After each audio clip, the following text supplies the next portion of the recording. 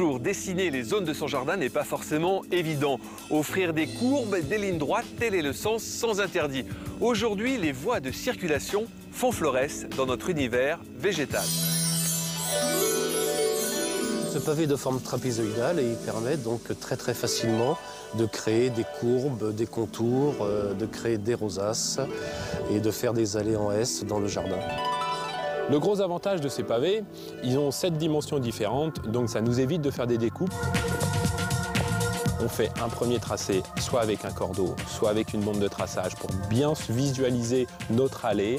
Après, un décaissement, c'est très important pour avoir une bonne assise pour que les pavés ne bougent pas. Ce genre de travaux recèle 1001 astuces. Savoir calculer les courbes et les portances, telle est la base du succès. Pour réaliser le fond de forme, décaper le support de sa terre végétale, pratiquer un décaissement sur environ 25 cm et en cas de sol très argileux, il est recommandé d'interposer un géotextile entre le sol et la grave.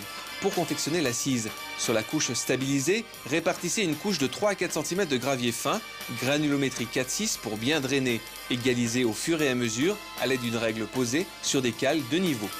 Posez les pavés, compactez et égalisez à l'aide d'un chevron et un maillet. Laissez la possibilité à l'eau de ruissellement de s'évacuer sur les bords. Ou mieux, installez un drain. Dans tous les cas, attention à ne pas créer un piège à eau.